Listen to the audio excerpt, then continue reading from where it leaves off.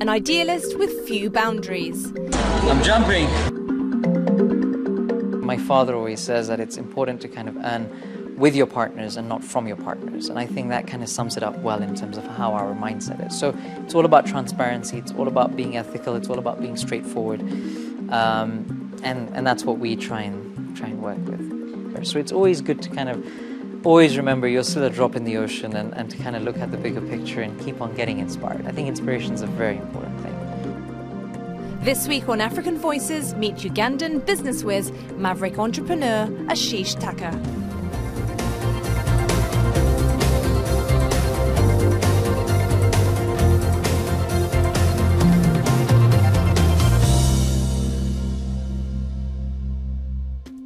Ashish Thakkar has a vision to make Africa the continent that counts.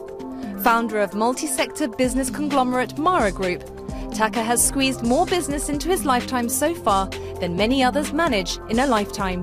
Doing business in Africa from a base in Dubai. It's been quite a journey for this proud Ugandan. So my family left India in 1890, and my great-grandfather sailed for 45 days with the sole intention to look for trading opportunities. He ended up in Kenya and then got to Uganda.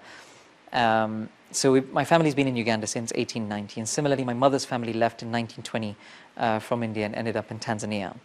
After they got married, they lived in Kenya for a bit and then moved back to Uganda. Unfortunately, in 1972, the Idi Amin saga took place. So my family got kicked out of Uganda, lost everything they had and moved to England.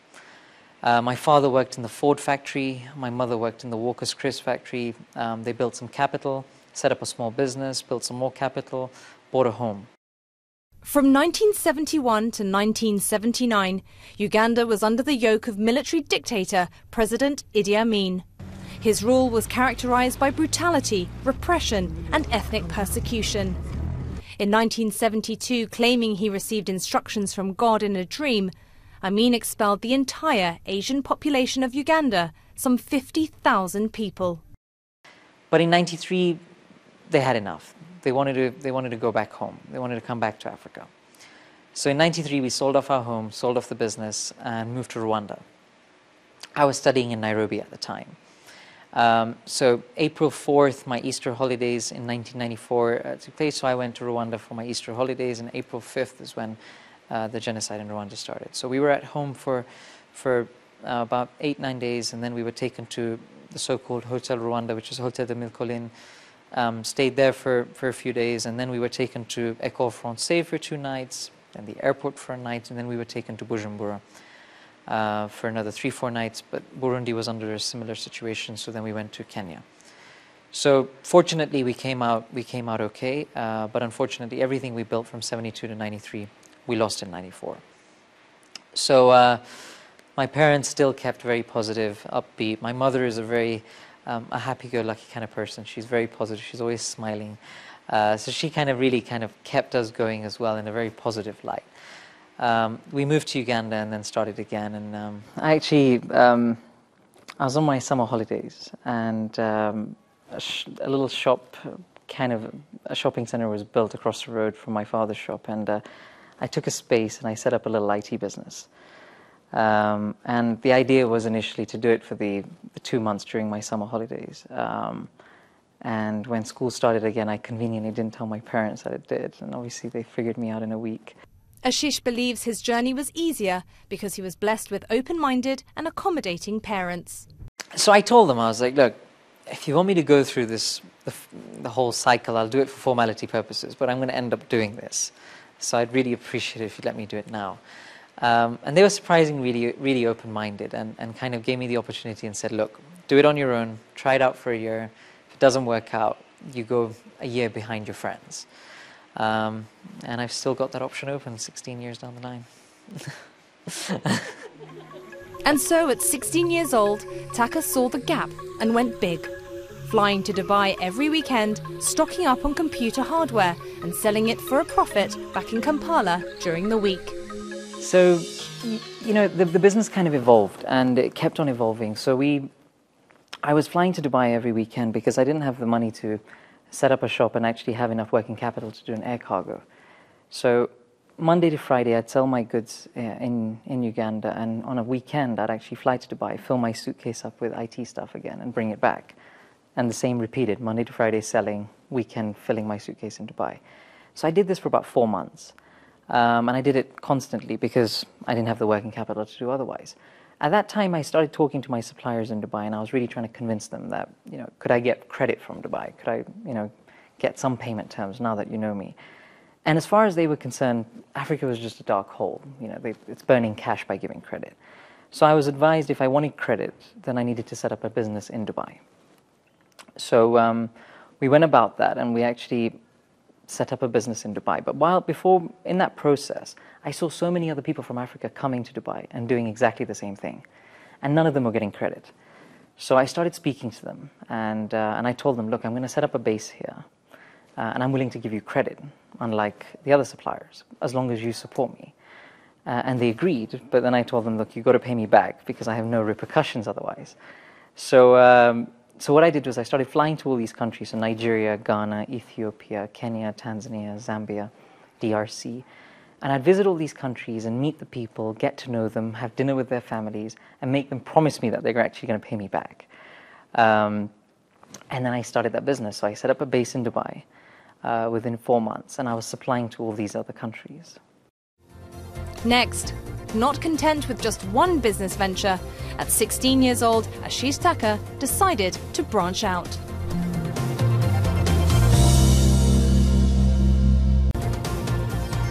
This is where it all began. Head of the Pan-African Mara Group, 31-year-old Ashish Thakkar started his empire while still in his teens, selling computers to family and friends. This quickly developed into a thriving trading company, and before long, young Ashish was ready for a new challenge. So this is rolls of paper? Rolls of paper, typically around 800 kilos, mostly from Scandinavia. And now we're going to be putting up our paper recycling plant, which basically will then avoid us importing a lot of this recycled paper.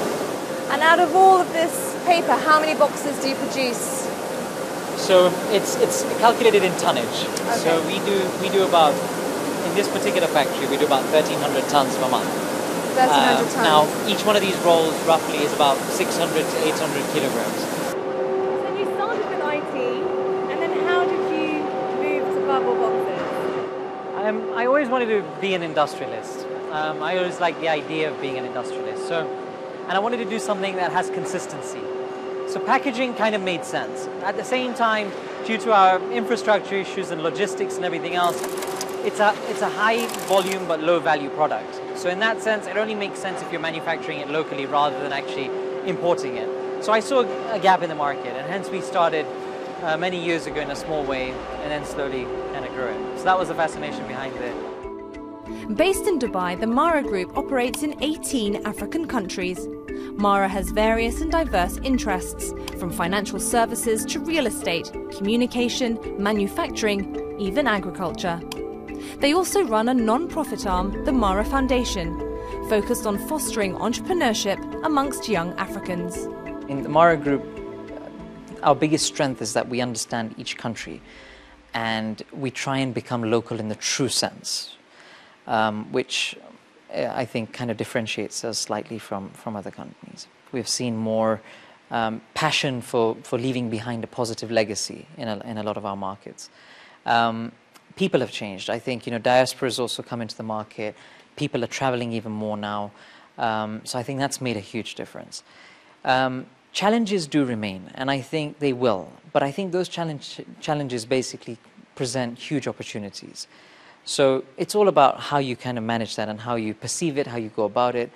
However, I think the reality is a lot better than the perception still. Even though we've got a lot of positive limelight on us, I still think that the reality is much better than the perception. Is one of the challenges connectivity within the region? Yeah, I mean, infrastructure, we've got a huge infrastructure deficit as a continent. No specific country, but overall as a continent, we've got a massive infrastructure deficit. And I think we're trying to do whatever we can to kind of address that, but at the same time, that does present a massive opportunity. You can kind of manufacture low value, high volume goods on the continent, and you can be extremely competitive in doing so. Infrastructure is not going to be solved overnight. So I think it's all about how you kind of, again, understand it, take it, and go about it thereafter.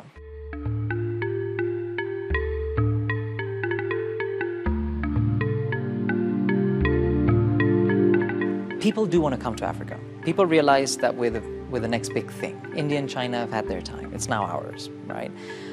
So I think everybody understands that. However, what people don't understand is how to go about it.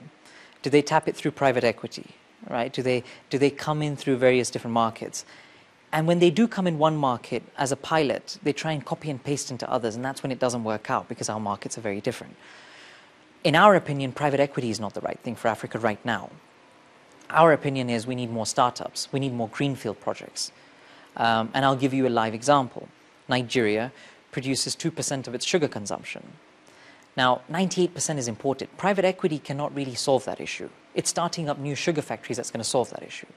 So I think, in my opinion, for the next 5 years, the real opportunity lies in creating greenfield projects. But how do foreign investors actually tap into that, and how do they go about that? That's the key thing. And whether or not they understand that we are, in a true sense, as sub-Saharan Africa, 46 different jurisdictions, mindsets, parliaments, governments, histories, cultures, everything. So that's extremely important, in my opinion. It's important to Thakkar that Africa is not viewed as one country, treated in general terms. Generalize us as an opportunity, but do not generalize us any other way. I mean, we have challenges in certain countries and we have massive opportunities in others. And we're a mixed bag. But overall, we're a fantastic opportunity. We're stable, we're secure, and we're the way forward as far as it stands right now.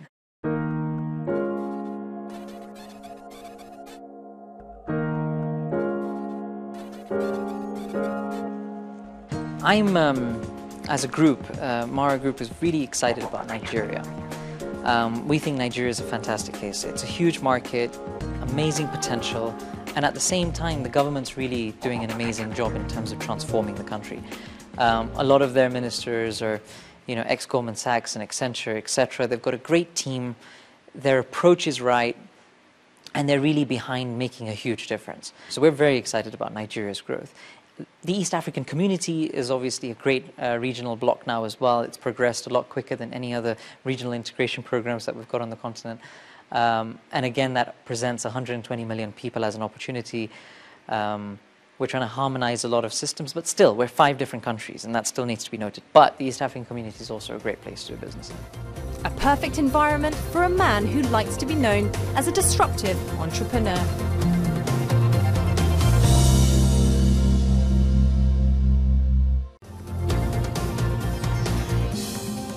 One of the Mara companies, the Mara Capital Group, invests heavily in large-scale shopping and hotel development projects. Nearing completion, this downtown hotel and shopping complex will be the largest in Kampala.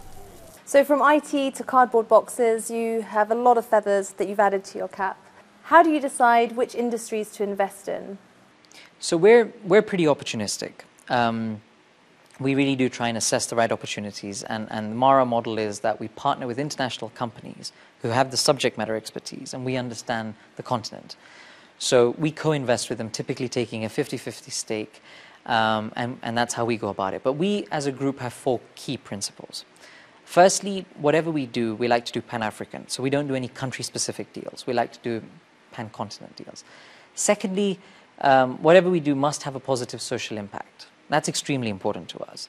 So it must have a positive social impact on the country and the people. Thirdly, whatever business we go into, we need to make sure that it's game-changing, right? We don't want to just go and do something that's already been done. We want to do it slightly different, or we want to go into a place that possesses a massive opportunity which people haven't tapped into. So again, game-changing in a slightly different way. Fourthly, it has to be Mara branded. We brand everything Mara because we're proud of what we do. And everything is above board, and hence we stick our label on it. A recent adventure is Mara Connect, Mara's effort to stay one step ahead of the game. So Mara Connect is our voice-over IP platform, which belongs to Mara Online, which belongs to our foundation. So it's actually a foundation initiative. And we've partnered with a Swedish company, and our idea in that is we're trying to create Africa's first global consumer brand. Which in our own little way will be competing with other voice-over IP platforms such as Skype. So we're very excited about Mara Connect, and it's a free app. It's Mara Connect. Mara Connect is free. So I think it will definitely make a difference. And alongside that, we're launching Mara Messenger, which is our messaging platform. So I think the combination would create a lot more connectivity for free in a high quality manner. Do you think the words technology, innovation, pioneering will become synonymous with Africa? Yes, I think we have a huge advantage as Africa, a huge advantage, and that is that we don't have any legacy systems, right? We don't have legacy behind us. We have an amazing opportunity to leapfrog. We can see how people have done it. We can see how they've gone wrong. They've done trial and error in a lot of cases. We have an opportunity to take advantage of all those learnings and actually implement it and leapfrog in a huge way. So in my opinion, I think things like technology and innovation, I think we're going to be setting the trend very soon. How do you see economic growth in Uganda, even though it's a landlocked country? So landlocked is our disadvantage, but our major advantage is we're land-linked. Right, so Uganda is touching Rwanda, Burundi, Southern Sudan, Eastern Congo, across the lake to Tanzania and neighboring Kenya. So in that sense, we are landlocked, but we are land-linked, and hence that gives us a lot more opportunities as well as a center. As Mara Group, in terms of investments, we're 100% focused on nothing but Africa. The opportunities within our continent are so vast that we don't really need to go anywhere else. When it comes to Asia and Latin America, I think they're excellent places to find strategic partners from, who have done it in emerging markets which were similar to ours and have succeeded in various different businesses. So I think finding partners from there is definitely something we'll do. But in terms of investments, we've got so much to do on the continent. We're just getting started. And going back to the title of Africa's youngest billionaire, do you see yourself as that, or how do you see yourself? So it's definitely not Africa's youngest billionaire. I mean, I think it's such a wrong measurement. I think money should never be a measurement for anything. I like to see myself as an entrepreneur that's being disruptive. I like to be the underdog in a lot of cases. We as Mara set up businesses in markets which we're still getting to know, or we go into businesses which we're still getting to know, but we always end up kind of making it work because of the passion and the zeal behind it. But also when it comes to the whole foundation angle and how we're running the foundation and really kind of creating that as in the true sense, a social enterprise, has been super exciting as well. So I think it's all about how you go about it. But one thing I definitely don't want to be known as is Africa's youngest billionaire. And since the global financial crisis and the current Eurozone crisis, are you seeing more investment from companies that would ordinarily invest in the West and in Europe, that money is being redirected to Africa? So I think the West is definitely investing more in Africa, or wanting to invest more in Africa. But they're still investing a lot in Asia as well, and specifically India and China. The nice thing is that India and China is investing in Africa. So the ultimate destination is us. But again, you have to do it properly. We want people to do it in a mindful manner. We want people to come in with the right types of investments. At Davos recently, we had a Q&A with the Nigerian government, and one of the ministers in the end kind of summed it up in such a beautiful way where, the message was, and I think this is a fantastic message, that look, we really want you to come and invest in our continent. We want you to come and invest in our country. But we're not desperate. We're not begging you. Only come and invest if it makes sense for you. If the numbers stack up, do it. We're going to grow with or without you. But by you investing, we'll grow faster. So please come. But we're not begging you. And I think that's such a fantastic message for all foreign investors wanting to come into Africa. That yes, we do need investments. We need serious investments in so many different sectors. But we're not desperate for it. We're evolving. We're writing our own story now. We're making it happen for ourselves. So I think that's very important for people to realize, that they must plug in to what's important to us and how it should be done that's going to benefit our countries and our people. Local beneficiation, empowerment of our people. We want to see our economies and countries transform. So I think people with that mindset, willing to help us on that route, are more than welcome. And I think that's hopefully what we're going to see more of now, because we're becoming more picky as countries. You're saying that the ultimate destination for business is Africa, but for you, the ultimate destination is space.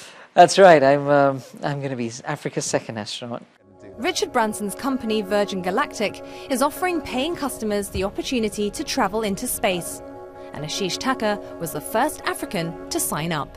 So a few years ago, I was in China, and I was watching the news, and I saw it, and it looked pretty crazy. It looked different. So when I got to the airport, I was a little early, so I remember just logging in, and I kind of reached out to them, and that's when they kind of got in touch with me and offered me a founder astronaut position to represent the region. So it's been an amazing journey since then, and the whole technology is extremely different. It's a lot more environmentally friendly than the typical spaceships that you see going up. It's going to transform the way R&D is done in this world.